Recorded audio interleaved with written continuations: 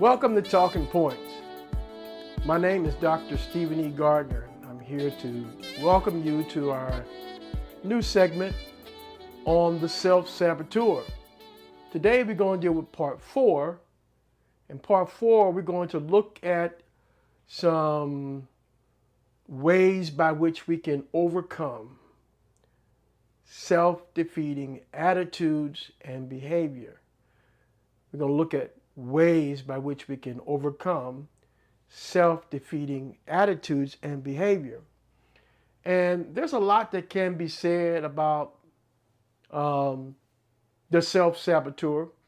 As you know, in the first 3 segments, we talked about some of the problems, some of the examples of what self-sabotaging behavior is all about. And we could have gone, a few more weeks to kind of give a list and kind of outline some of those things. But I wanted to be succinct, point out the problem, but now I want to focus on the solution.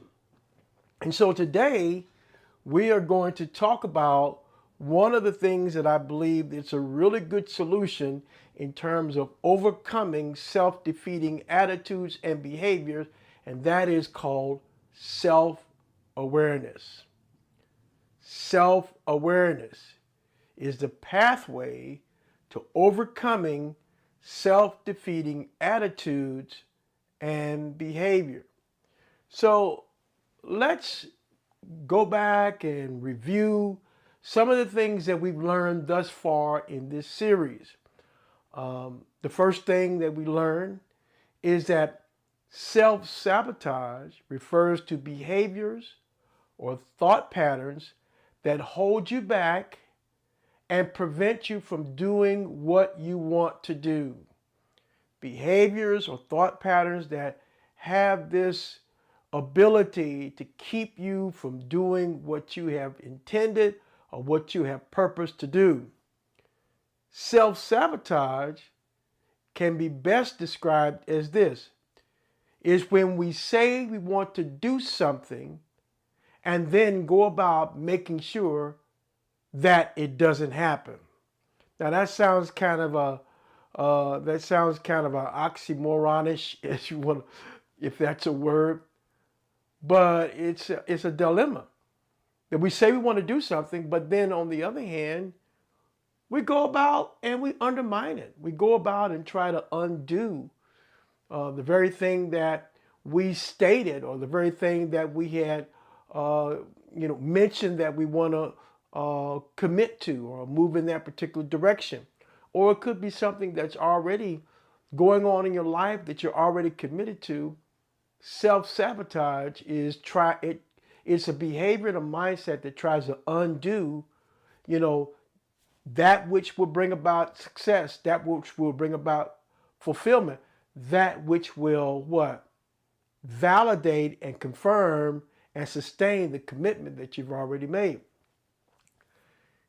Self-gaslighting, we learned, is when we've formulated this negative view of ourselves, verbalized that this is who we are, and then portray that we are this person. In essence, it becomes a self-fulfilling prophecy. How? By formulating negative views of ourselves, verbalizing these negative views, and then we actually live out basically what we've said about ourselves. Part of overcoming self-sabotaging behavior is learning how to get out of our own way. Part of overcoming self-sabotaging behavior is learning how to get out of our own way. Because what we've learned, and we've all heard this, whether we've heard it in church or whether we heard it by, some motivational speaker, that in essence, we are our own worst enemy.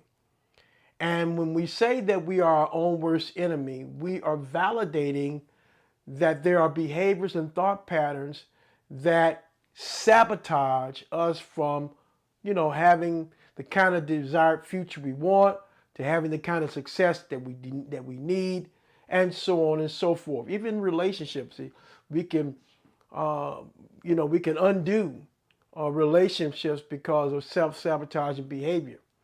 So we have to learn how to get out of our own way. We have to learn what is the best way to move forward. But in order to do that, we need to identify some things that's going to help us. Now, we've talked about some of these problems already, the ones that we've mentioned here. But today, I want to highlight one solution that has a unique ability to help a person that has been involved in behaviors and thought patterns that have been undermining their progress or undermining their success. So we're going to talk about awareness, but before we go into awareness, or should I say specifically self-awareness, there are 4 important insights that I like to just discuss momentarily. Recognize what's holding you back from pursuing happiness and well-being. What's holding you back from pursuing happiness and well-being? Oftentimes we have pointed the finger and we've pointed at a person, or we pointed at a system, or we've pointed at some generational outcome that we might experience, some sort of generational trauma. Recognize what's holding you back from pursuing happiness and well-being. When it comes to traumatic experiences and the like, many times we experience these things not because that's something we brought upon ourselves, but because maybe some system or someone or someone's brought it upon me. And so therefore I am dealing and grappling with the consequences of that type of trauma, or the consequences of that type of behavior or patterns of behavior that's directed towards me.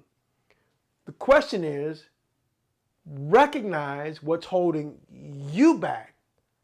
And so if trauma is holding me back, if some other system is holding me back, then the question comes to play, what can I do to change the outcome of what's happening to me? What can I do to pursue my happiness and my well-being?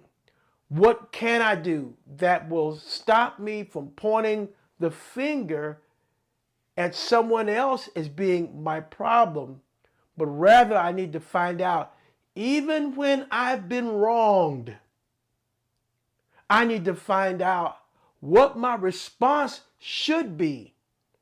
Because what happens a lot of times, which is self-sabotaging behavior, is what I call the victim mentality.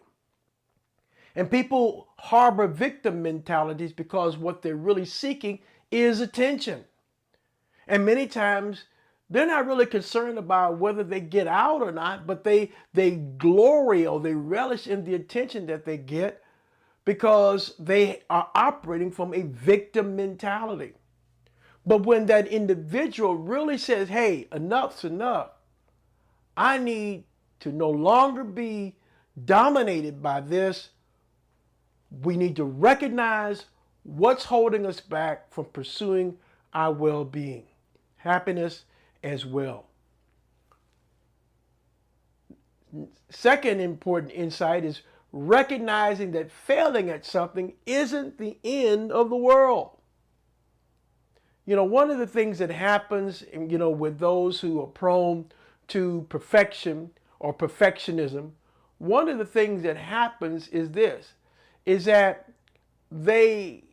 because they didn't get it right the first time, sometimes they spiral into depression because they've held such a high bar upon themselves that they are unrealistic in how they treat themselves when they can't make that particular goal. And so they spiral downward, or they want to give up altogether, or they cop an attitude. But we need to recognize that failing at something isn't the end of the world. In fact, many times, failure is fertilizer for the future. Failure is fertilizer for the future. If we, first of all, acknowledge that it's not the end of the world, and two, acknowledge what can I do to do better. There's no person that's out there that's ever been successful at something that did not make a boatload full of mistakes along the way. I don't care what millionaire, I don't care what successful company or what successful individual, regardless of whatever field or industry that they're in, even if they're in sports, lots of training, and guess what? Lots of mistakes. And we can't let our mistakes convince us that it's the end of the world. Oh, woe is me. Nothing's going to ever come out of this. I'm not going to ever amount to anything. That is that self-sabotaging mindset. And so we have to pause and recognize, look, I'm going to overcome this. I'm going to overcome this tendency to think that the world, that everything is coming to an end. I'm going to overcome this apocalyptic mentality that I have about my own world. Recognize that failing at something isn't the end of the world. Thirdly, understand that what others think of you is far less important than what you think of yourself. Ain't that the truth? Because, some things we hear from people, and they're going to criticize you when you're doing right, and they're going to criticize you when you're doing wrong. When you're doing and you're successful, people talk about you because they're envious. Or when you're not doing so well, people find a reason to say what they want to say about you because that makes them feel better that they are not where you are. Like in the Gospels, it says that this person came down to pray, and he says, I thank God I'm not like this, beggar that's over here. He thought of himself more highly than he ought. And he had an opinion about this person there who basically gave all that they had.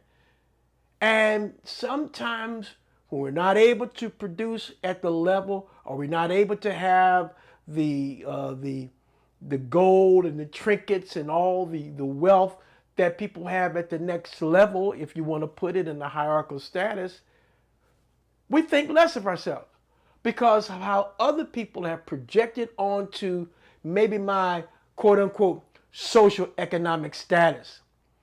Sometimes these labels, we gotta stop listening to what these labels are, because if we believe all these labels about ourselves, then how will I ever have hope myself of overcoming any barrier that might be either perceived or actual? Understand that what others think of you is far less important than what you think of yourself. We should always have a high view of ourselves, but not to the point that I'm intoxicated with myself and that everything is always about me. Everything is always about me. We have to come and think soberly that the world does not revolve around us. We're part of the same orbit, and we all have a responsibility, and we all have things that we need to overcome, especially self-sabotaging behavior. Fourth, considering that whatever difficulties you experienced in the past lack the power to predict your future unless you let them. Whatever difficulties you experienced in the past, they have no power to predict your future unless you allow it to be. Unless you say, okay, I failed there, so therefore I'm a failure, and therefore I'm not going to amount to anything. We have the power to control what happens in the future if we Consider that whatever difficulties that we've experienced in the past, that they lack the power to predict the future.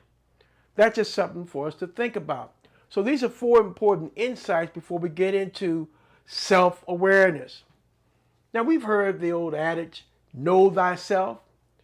And so self-awareness is one of the abilities that it will enable us to overcome self-sabotaging behavior. Self-awareness is a conscious knowledge of one's own character, feelings, motives, and desires. Pay close attention to this definition. It's a conscious knowledge. Are you aware of your own character? Are you aware of your feelings, your motives, and your desires? Or do you just kind of go with the flow? Or do you just kind of just, whatever presents itself, I live in the moment only. I don't give any regard to the future. Self-awareness can be best described as the ability to tune into your feelings, thoughts, and actions.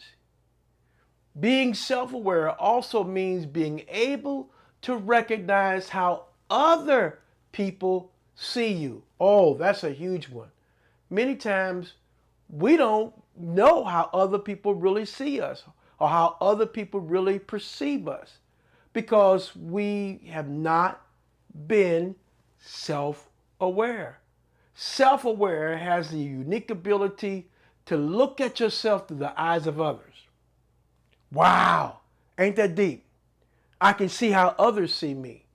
Well, I got to, first of all, have a good sober mindedness about myself. And if I'm really self-aware, I can perceive how other people see me. Maybe I might learn some things that I might need to adjust so that I can be a better version of myself in the future. People who are self-aware, guess what? They recognize their strengths and they also recognize their challenges. So, self-awareness is the pathway to overcoming self-defeating attitudes and behavior. Back in April of 2017, the Myers-Briggs Company, they conducted a study on self-awareness. And they had 937 respondents who were questioned about the advantages and disadvantages of self-awareness. And from the questionnaire, 84% of respondents said it was important to them or important for them to monitor their own mental state. Let me say that again. 87% of the respondents said that it was important for them to monitor their mental state.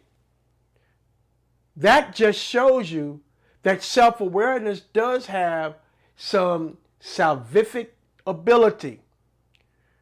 And if 87% of the people think this way, then there's something that we can learn by incorporating it or engaging in some sort of self-awareness type activity.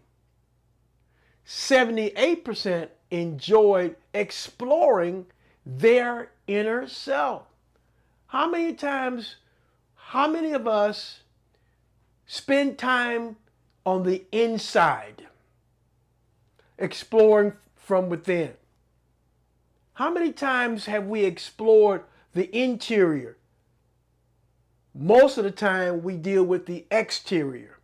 Even for people of faith, it's about the external expressions of worship, and rarely is it about engaging with the God that's already in the inside of you. Exploring the inner self. 98% said that it was important to understand why people behave the way they do. Obviously, self-awareness helps us to understand who we are, but maybe by understanding who we are and how we tick, that we have a better way of really evaluating other people without necessarily judging them, but again, following the pathway that Jesus recommended. Get the mote out of your eye first, then you can see clearly. And so, knowing thyself is about knowing what's in my own eye. It's about knowing what's blocking my view. It's about knowing what's clouding my vision. We all, in some ways, our vision is clouded, either by bias or by upbringing or by something else. Being self-aware, I'm able to what? Overcome my biases. Because bias can also be what? A self-sabotaging behavior and mindset. Because why? I won't treat that other person fair. I won't give that other person, the props that they need. Or I just won't navigate in life, with a sober mind. Because why? I've got this skewed view that's coming from some warped ideas about the world around me. Getting the mote of my own eye, I'm able to understand not only myself, but I'm also able to understand why people do what they do. The study that the Myers-Briggs company conducted further revealed that the number one advantage of self-awareness is understanding reactions and motivation, followed by management of self, others, choices, and lastly, adapting behaviors and improving relationships. So the number one advantage of self-awareness is understanding reactions and motivation. Why I do what I do. That's one of the key things that we need to, in order to unlearn something, you have to be aware that you learned something. I know that sounds kind of cliche there. In order to unlearn something, you have to acknowledge what you have learned. And sometimes learned behavior, in order to unlearn it, you have to acknowledge that it exists. If I was to tell you that you were a racist, and you were to tell me that you aren't a racist, and I went on to explain what a racist's actions and motivations are, you might come to the conclusion, wow, I didn't realize that I was a racist. The number one advantage of self-awareness is understanding reactions and motivations, followed by management of self, others, and also choices. And lastly, adapting behaviors and improving relationships. It's worth noting that self-awareness can help people to avoid unpleasant, negative experiences or mistakes. As a counterpoint, the biggest reported disadvantage of self-awareness from this study was overthinking or overanalyzing. So there got to be some balance. So there's value in self-awareness, but when we go self-awareness to the point that we're overthinking or overanalyzing, then it's like going from one side of from the ditch on one side of self-sabotaging behavior to the ditch on the other side, which also winds up being self-sabotaging behavior.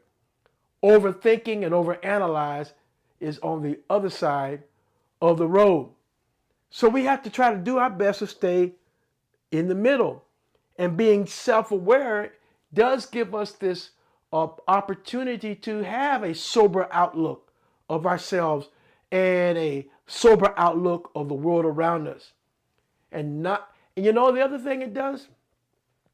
We also become aware of our own conspiracy theories that we have about the world around us. And we find out that many of the conspiracy theories we have to do with someone having informed us and shaped our way of thinking. And that could come from a myriad of things, upbringing, religion, and so on and so forth. We tend to have this emergence of conspiracy theories. And obviously, we've seen a lot of that's happened in the 2020 and 2021 in regards to the COVID outcome and so on and so forth, and other things that we acknowledge politically. You have seen the emergence of all these conspiracy theories, and none of these conspiracy theories have any grounding or have any footing. They're all based upon what? Somebody's fear. Most conspiracy theories are fear-based. And so self-awareness helps me to what? Peer within, to look on the inside of you and find out, am I motivated by some fear or by some coercion that may come from, somebody that I look up to or some group that I look up to. Whatever the case it might be, self-awareness can help us avoid unpleasant, negative experiences and mistakes. Okay, let's make this simple.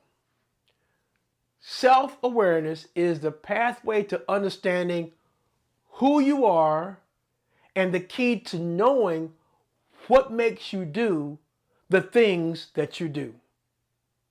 With that being said, it should be very clear that in order to overcome thyself, you have to know thyself. There are 3 categories of self-awareness, and you can find more about this whole self-awareness teaching because I drew a lot of this information from this particular website, myquestionlife.com. And when you get to that website, you can go and plug in self-awareness, and it'll take you to some of the things that researcher came about discovering. And one of the things that they mentioned in that particular article is that there are 3 categories of self-awareness. Number 1, what am I feeling? Number 2, what am I thinking? And number 3, what am I doing? Well, let's begin to look at 4 ideas that would help us better see the value of self-awareness in terms of overcoming self-sabotaging behavior. Number 1, identifying your emotions and what you're feeling. That is what self-awareness does. It helps you identify your emotions and what you're feeling. Whether you're feeling anger, whether you're feeling fear, sadness, or joy. Self-awareness helps you to recognize your emotional triggers and coping mechanisms.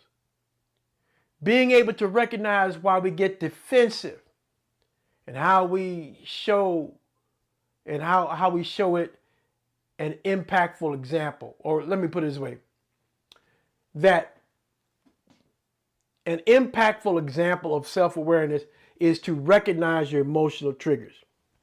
And when you can recognize why you get defensive, then you are clearly, you're self-aware. Why am I triggered by this? Or what's your coping mechanism? One of in grief work, there are things that we call triggers, and there are things we call coping skills.